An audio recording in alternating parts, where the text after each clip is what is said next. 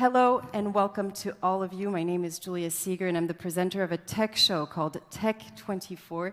It's broadcast on the French international TV station France 24. Alors, on espère que vous avez apprécié les débats, les tables rondes, les interventions d'hier. C'était assez riche. Aujourd'hui, un programme tout aussi riche avec notamment l'intervention du ministre de l'Intérieur Christophe Castaner vers 10h40. Puis tout à l'heure, dans l'après-midi, une table ronde autour des sujets de souveraineté numérique. C'est vrai que c'est un thème central. On posera aussi les questions qui fâchent. Est-ce qu'il faut rétablir une certaine souveraineté numérique? Comment se protéger? Est-ce qu'on est sous tutelle américaine au niveau de nos données? I'd like to take a moment to really encourage you to send in your comments, your questions, because you have access to absolutely wonderful people with incredible knowledge. So please send in your questions. When I talk about all these things to people, they often tell me, well, who cares? You know, I have nothing to hide. And I get this reaction all the time. And I'm actually really passionate about those topics, but I don't know what to tell them. What would you respond to those people? Well, it's interesting because a lot of times people think they're not important, or what do I have? And sometimes it's not about you.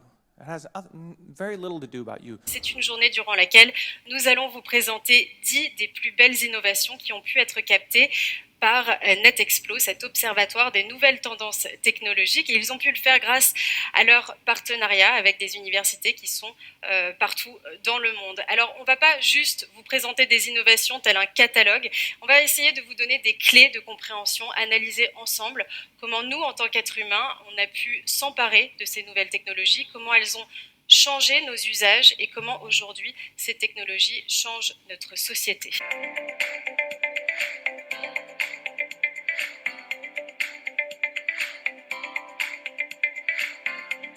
Ladies and gentlemen, hello and welcome. 皆さん、こんに Welcome ち to は。 LPG いらっ Week しゃいませ。ようこそ。 2021 here in Dubai. 2021 My name 年 is Julia Seeger. I'm a GP tech コンフェラン journalist ス and に it's よ a うこ pleasure そ。 for me to be 私の名 here 前は as ジ your ュリア Master で of す。 Ceremonies. 私はこのテクノロジ Now ー we ジ are ャーナ about リ to ストで open 皆さ part んを one こ of ち the らにお迎え Global したいと Tech 思います。 Conference by こ the のパート WLPGA, 1グロ also ーバル known テック as コンフェランスの GTC. This is the only GTC global として知られてい conference るこの dedicated コン to フェランス technology and これ innovation は in 世 the 界で一 LPG つだけ industry. の And welcome Nikos Gzidas. He's the technical director at the WLPGA. Thank you for joining us here on stage. Today, the Prince Albert II of Monaco Foundation and Monaco Asset Management are thrilled to announce that they are coming together to launch a private equity fund dedicated to supporting Sustainable Development Goal number 14 by investing in high-impact, innovative companies who not only reduce key sources of pollution in the ocean and transform the way we produce blue foods and travel the ocean, but also companies who protect marine ecosystems and provide robust data to stakeholders. Without further ado, please welcome His Serene Highness Prince Albert II of Monaco.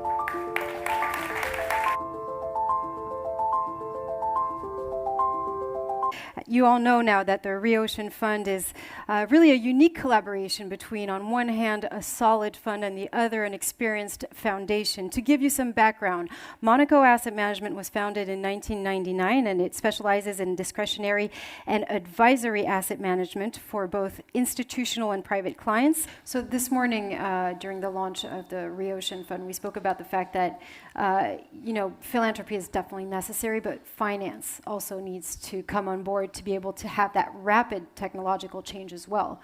How do you, some of you have incubators, right? How do you decide on which technology to bet, on which startup to bet?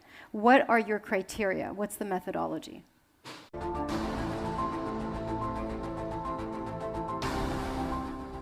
would like to introduce Miss Julia Seeger, who will be our moderator for this special event. Miss Seeger, you have the floor.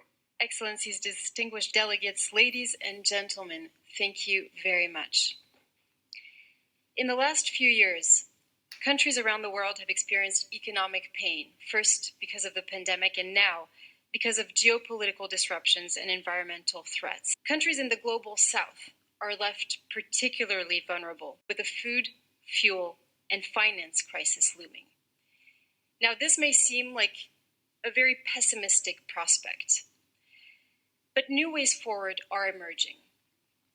According to UNCTAD's Technology and Innovation Report 2023, The wave of technological change triggered by renewables and green technologies is opening new opportunities, new windows of opportunities for developing countries first, not only to build resilience and mitigate climate disasters, but also to spur economic growth and technological development. So harnessing green tech, if you will, can help them leap out of this cascade of crisis. But this is only true if countries can act swiftly and if they can jump on that already moving train. So in a nutshell, green tech is a powerful and immediate leverage for growth and for social resilience that also happens to offer a more sustainable future. Now, the reason I encourage all of our delegates here to read this report is that it's not just a list of the issues at stake here. It also offers very pragmatic solutions with a Frontier Technology Readiness Index. So I want to thank at this point UNCTAD for this very much needed pragmatic approach. Thank you very much. We're coming to the end of this conversation. I'd like to thank our panelists for this very rich conversation. Many key messages, of course, but I think maybe one takeaway that we've heard throughout the panel, the fact that we need to perhaps go for a holistic approach, that solution ideas can also come from all sectors, and it's about also a multidisciplinary approach. We've also heard about the necessity perhaps to reform education, and as Professor Amano was saying, perhaps one of the first steps would be to implement exchange student programs. Thank you to all of you, and back to the chair.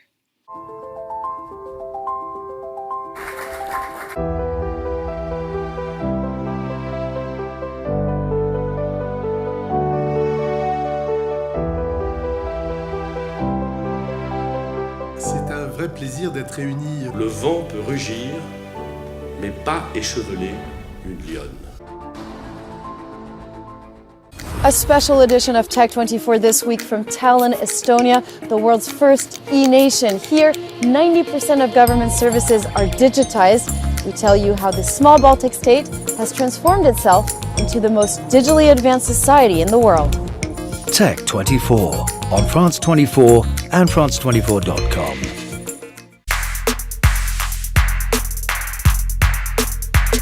Hello and welcome to the special edition of Tech24 out of Dakar, Senegal.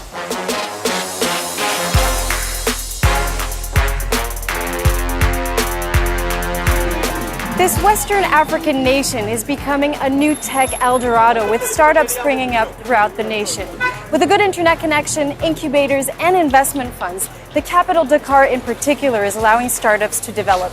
The government has set the goal of reaching 35,000 new jobs in the field of technology by 2025.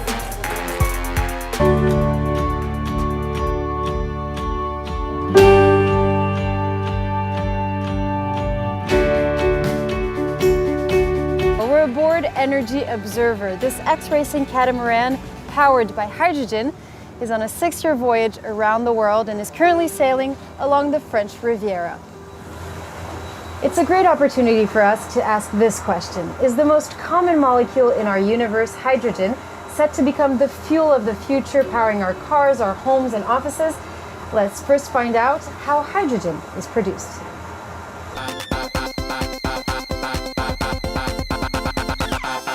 That brings us to the end of this special edition of Tech24 aboard Energy Observer. We'll keep on following the expedition of this catamaran of the future on the show.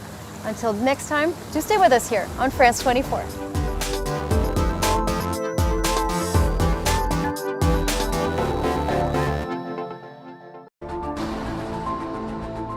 Get some more health and science news now on the programme with our daily science segment. And today we're talking about a possible vaccine against cancer resurgence. Now, testing is still underway, but the early results are very encouraging. And to talk about it, our health editor, Julia Seeger, is with me. Julia, It's a breakthrough technique based on immunotherapy. What can you tell us? That's right. The clinical trial we're about to talk about is actually happening on an international scale. But here in France, the Toulouse University Cancer Institute and the Curie Institute in Paris that are overlooking these tests. And it's actually in Toulouse that the very first French patient received this vaccine in January 2021. It's an individualized therapeutic vaccine. So what does that mean, individualized, where it's simply personalized for each patient? Therapeutic because this is not a preventive vaccine against cancer, but it's more once you've actually detected, once you've been diagnosed and you started treatment, you can get this vaccine. So it's meant to avoid relapses. We spoke with Professor Jean-Pierre Delors in Toulouse, who is at the head of this clinical trial, and we asked him how the vaccine actually works. Let's take a listen. Ce vendredi marque la journée internationale de lutte contre le cancer et nous allons faire un focus sur les nouvelles thérapies dites de précision qui sont en train de créer un véritable tournant. L'immunothérapie en est une, la radiothérapie ciblée en est une autre. Pour en parler, à mes côtés, Julia Siger, bonjour. Bonjour Zara. Vous êtes notre spécialiste ici des questions de santé. On connaît donc les thérapies traditionnelles comme la chirurgie et la radiothérapie. Pourquoi il y a de nouveaux traitements donc ? Vous faites bien de le préciser. On connaît effectivement toutes ces thérapies dites traditionnelles. Vous l'avez dit, la chirurgie, la radiothérapie et la chimiothérapie. La chimiothérapie qui sauve de nombreuses vies, il faut le dire, mais au prix de nombreux effets secondaires. Pourquoi ? Parce que ça endommage les tissus sains qui sont autour de la tumeur. Et aussi, il y a un autre problème, c'est qu'on ne sait jamais si finalement le patient a reçu la bonne dose et surtout au bon endroit. Et c'est pour cela qu'aujourd'hui, les scientifiques du monde entier se tournent vers ce que l'on appelle les thérapies ciblées contre le cancer. Ce sont des médicaments intelligents, si vous voulez, qui arrivent à cibler en fait les protéines qui sont responsables de la multiplication des cellules cancéreuses. Voilà, une autre percée, je pense que vous allez être d'accord avec moi Zora, c'est assez époustouflant. Des scientifiques chinois et allemands ont réussi à mettre au point un nano-robot. Ce sont de tout petits robots qui ont été imprimés en 3D et qui cette fois-ci vont être véhiculés dans le sang, dans les veines. Vous allez le voir sur ces images, c'est absolument incroyable, mais elles ressemblent en fait à des petits animaux. Donc vous allez voir, il y a un crabe. Ici, vous voyez ce crabe qui est en train de remonter en fait, comme si c'était une veine, tout simplement pour aller au point de la tumeur. Il va pouvoir, par exemple, amener avec lui, vous le voyez, ce petit crabe robot qui va prendre la particule médicamenteuse et qui va pouvoir l'amener d'un point A à un point B. Et c'est comme ça qu'on va pouvoir amener ces molécules jusqu'à la tumeur. On va pouvoir aussi créer des microthromboses au niveau, grâce à ces robots, au niveau des cellules cancéreuses pour que finalement, le sang ne puisse plus atteindre ces cellules et qu'elles meurent d'elles-mêmes. Merci beaucoup, Julia Siger, porteuse de bonnes nouvelles, on peut le dire. Exactement. En cette journée internationale de lutte contre le cancer.